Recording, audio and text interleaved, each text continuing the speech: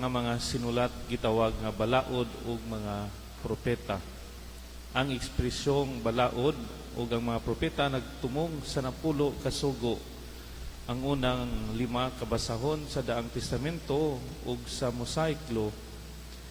Si Jesus mipahayag nga siya mianhi aron pagtuman sa balaod ug sa mga pagtulunan sa mga propeta.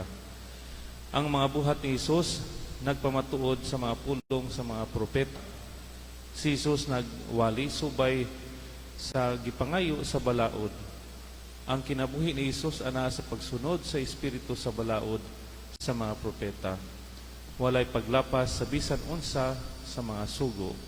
Gisunod ni Jesus ang mga gipangayo sa balaod ug mga propeta. Gusto ni Jesus nga iyang pasabot ang nga kahulugan sa balaod ug ang mga pagtulunan sa mga propeta. Iyang gipanid-an sila kung gituman ba kini. Gituman ni Jesus ang gipangayo sa balaod ug sa mga propeta.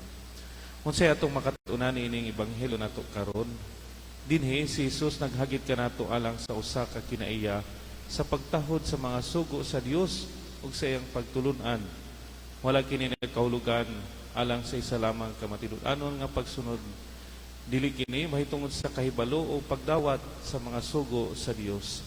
Kini mahitungod sa pagbaton o kinaiya sa pagka-masulundon. Ang mga sugo sa Dios ug sa iyang pagtulunan kinahanglan tumanon gayud ug kinasing-kasing. Si Jesus wala maghimo og bag-ong balaod, wala siya maghatag og bag-ong mga giya o regulasyon. Hinuon gusto niya nga ipadayag ang tinuod nga kahulugan sa balaod. Siya nagpahinumdom kanato mahitungod sa tinuod nga espiritu o diwa sa mga sugo sa Dios.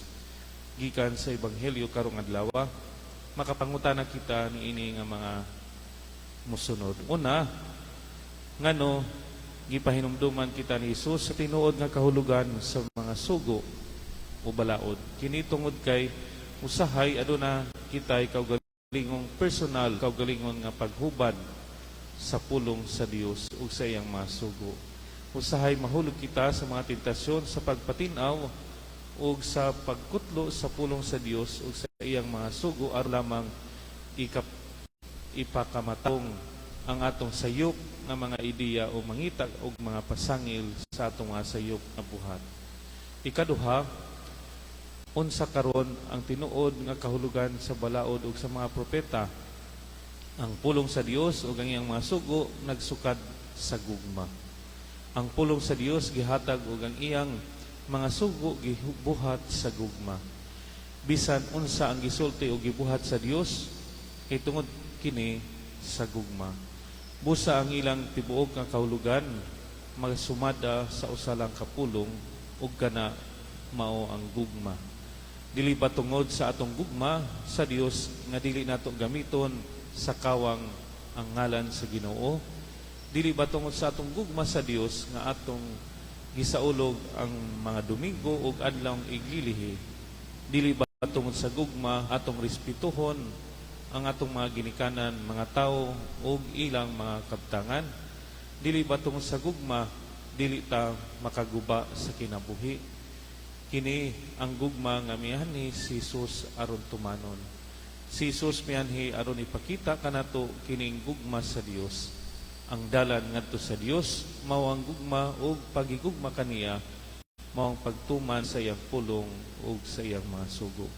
Busa ang mga sugo sa Dios kinahanglan nga makita diha sa buhat sa atong mga kamot. Dili pinagi sa mga pulong gikan sa atong mga ngabil. Kinahanglan natong buhion kini sa atong mga kasing-kasing. Dili lamang kini hinumduman sa atong mga ulo.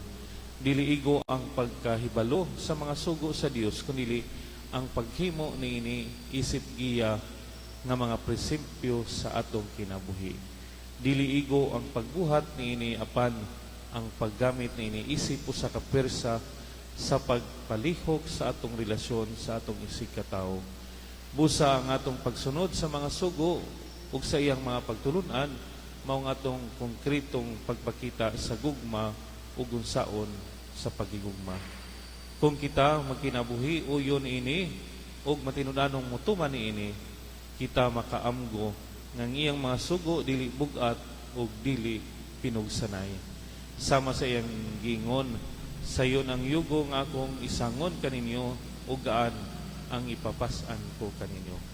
Pangutanon nato karon ang atong kaugalingon, giunsa nato paglantaw o pagdawat ang pulong sa Dios ug ang iyang mga sugo.